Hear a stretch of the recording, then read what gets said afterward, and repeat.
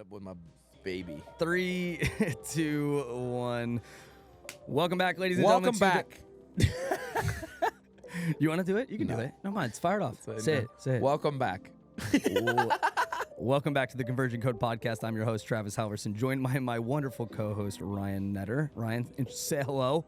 Hello, hello. Travis doesn't let me say the welcome part. Because you fucked up the first time. You fucked up the first time, and here we're at. Hey, I'm just here in Travis's world, so if he ever says that. You did move here. And actually, funny story, everybody thinks that me and Ryan are actually a couple now because I keep introducing him as my partner. So I do actually love you. I do love you, and I do say it, but And it's then they're also like, weird. so why is Lexi here? It's like, that's our maid. I'm just kidding. No, all jokes aside, we love Lexi. Shout out to Lexi. We're going to have her on the podcast, actually, because she actually is a technologist, is what Ryan likes to call her. She's like, I know more technology than you guys, so you're a technologist. She's like, I'm not a technologist. It is funny, though, because we do talk about it a lot and how we use the technology to really amplify our business. But what I wanted to talk about is I've been getting questions a lot about what do you do with the lead, or what do you do with a contact, a name, a number, and email after you set an appointment with them as an ISA, from an ISA standpoint. So, but hey, also even from the portals, though, Yeah, dude, yeah, you get a exactly. lead that's like, hey, they want to go do something. What do you do next? No, exactly, because there has to be Next step. something, and we talk about it a lot. Is like a lot of people will get these different leads, and they'll say these are bad leads. This is a shit lead. I got a bad lead from you, and it's like, okay, well, you called it once at 6:10 p.m. and then you gave it back to me. Explain to me why that was a bad lead.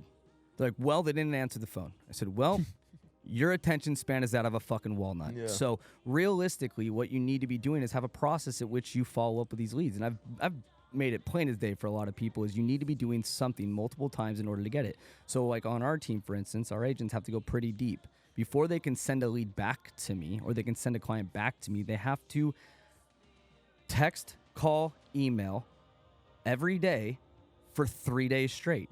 Okay? So that's essentially 9 different touches before you can even send that lead back to me, because that's you actually going deep. And I can't tell you how many times I've had an agent say, wow, Travis, I got them on the 3rd attempt. I'm like, yeah, that's fucking crazy, because they don't think about it. They're not even, you're just a spam caller at that point when you're trying to get a hold of them. But however, they did have a motivation when I Dude, gave it to you. your most famous thing is call people 3 times and they go, you're fucking crazy. Yeah, they say it a lot. And he goes, fucking call him 3 times and then call me crazy. Exactly. Well, we started to do it after I listened to I think it was Anthony Lamacchio, Yeah. or is that his last name? Yeah. He came to Lamacchio. it was at the Wailopo conference, I think. Yeah. Yeah. So he showed up there, and that's where I kind of adopted it from. He's like, call him 3 times. He's Like, a dog. Don't. Yeah, he is a dog. He's like, don't double tap. He's like, we're fucking done with double He's tap. like, here in Boston, we don't fucking care how many times we call him. Exactly. No, where that's he's from. the their cool thing mentality. about it. But like the more that we look at it is like, I can tell you that after like 10,000 dials that you can increase your answer rate by 25%. And I say it a lot because I know that. I know that a person get a call because if I have a spam caller call me, it rings and it spam caller and I ignore it. It rings again. I'm going to also ignore it and roll my eyes. And then I see it ring a 3rd time. Something's wrong, probably, or there is something very urgent. And a lot of the times people answer the phone. I've never really heard someone get really upset. I haven't had anybody get upset so far. Hopefully that nobody still does. But the thing is someone's like, did you just call me 3 times? Like, oh, no, I'm so sorry. I actually only heard it ring twice. I saw you favorited that property I sent you, though. Yeah, Are you you're still going looking at straight homes? into it. You know what I mean? You just skip past it. You don't have to dwell on it. That's just overthinking. Like, Yeah. oh my God, what are they going to say to me? What are they going to do? Yeah. It's like, just keep going. Just keep moving on. It's fine. You called them. They finally answered. You're in this business. You're not calling people hoping they don't answer. That's such a weird mindset to have. But I see it happen a lot, especially with a lot of these agents. I mean, do you agree? Well, no, I Especially- mean, even if you're thinking as a consumer, dude, I'm the guy that's funny. It's like every time I enter a market, I go on somebody's website and I register, and I always see like what I'm gonna be like hit with right afterwards, right? And so I'm like, okay, and I got a call from one of our competitors, and then I hung up and I said, fuck you. And I was like, you know what I mean? I just tried. And if that person would have done that 2 other times, me as a consumer may have done fuck you again. If this is the 3rd time, there's something that guess what? I did not even remember that I registered on the website earlier that the morning. You know what I Yeah. mean? Because, and then if I would have hit a 3rd time of like, hey, sir, again, I know you can keep saying fuck you to me, but I'm just servicing of what you came to my website, you registered, you put in your information. I'm doing my diligence to reach back out to you. Exactly, and that's the thing. It's like when you have these leads and you're given these leads from like whether it's a portal or whether it's from an ISA, and you have access to these things, you don't want to just call it once and give it up, because that person that gave you that lead did Yep. their job. They gave Yeah. it to you for a reason. Yep. It's like when an ISA gives you a lead to an agent. I gave it to you because I know this person's going to buy real estate. I gave it to you because I need you to service them just as I did. It took me 30 attempts to get that person on the phone. Yep. But when I got them on the phone, they gave me all of their criteria. They gave me their motivation. Now I'm giving it to you. If they just didn't answer once or twice, try a third time. Be creative. If I tell you that their preferred communication method is text and you just start calling them every single day, what result do you think you're going to fucking get? Yeah. Like, why? Like, it's a lot of the times that we run into this is just like, do the things that the next step is. Like, there's really just 3 paths. If I say email them, email them. If I say text them, text them. If I say call them, call them.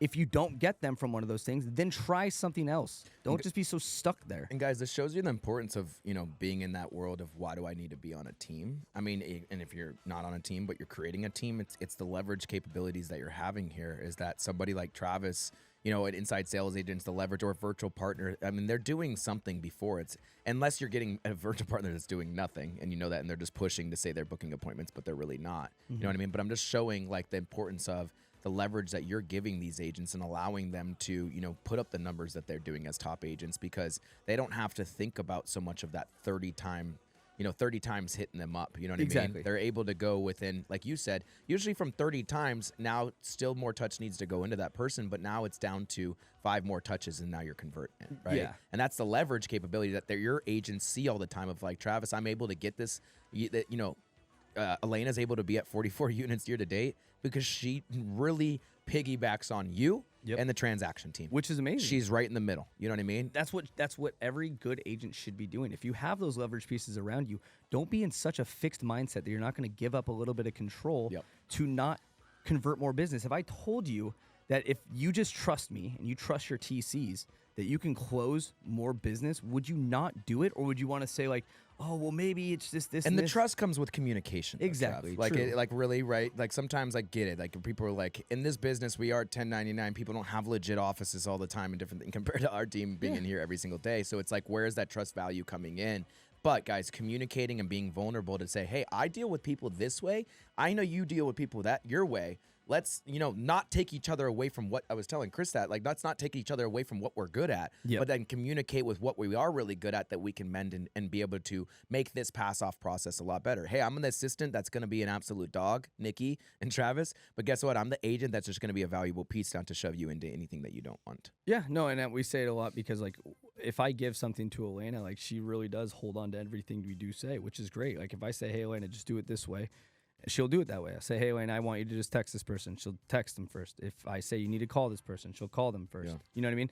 And the thing is it clearly works, or she wouldn't be at 44 units year to date. Yeah. Like, you know what I mean? It's like, take that, amplify it. If I'm any new agent and I know that a process is working for someone, it can quite literally be replicated if I do the same thing. Like, you know what I mean? Yeah. That's a lot of the mindset you need to have on some of these things. So, I mean, the moral and what it comes down to is just staying consistent in what you're supposed to be doing. Go one extra step, but go 2 extra steps, go 3 extra fucking steps. 9 extra steps. Yeah. You know what I mean? Like, don't give up so easily and then say, well, we pull why am I our not doing agents business? back. There's ones that like do it 9 times. They're like, hey, you know what I mean? Like, that's where it's a coaching moment to say, hey, like, again, you didn't have I'm to just do talking that. about No, the I'm saying, like, leads, you though. learn though, because then you find your equal medium. If you do less and you do more, then you find your equal medium. And right? you say it too, and you're right. And that's why I said, like, I trained them so heavily on doing it at the very beginning in the first touch. And it's like, well, now they put that into the fact that they've already made a relationship with them. So why not continue the 9 steps or like continue? That's like, no, you built the relationship with them. They told you that they're 6 months out from buying now. You don't need to hit them 9 more times. Still be a human. Just don't just look at your database like a transactional side of it. You built a relationship. Let the ISAs or let the people that passed you the lead be that transaction piece that set you up for success. Read the notes, figure out what your next step is. If I tell you to do a next step, or an ISA or someone tells you to do a next step, listen to them because they know what is going to get you to where you need to be. So, yeah, I mean, that's just one of those pieces, and I appreciate this. And like I said, I know we went down a rabbit hole with it, but I think it's something that needs to be talked about a lot more, and because every agent's going to have their own way of doing things. So I called it once, and that's it. And it's like, okay. It's even if you don't have the leverage of a virtual partner ISA either. Like, you as a single agent, like, what is your setup to that you're teeing yourself up for the next conversation that you're going to have?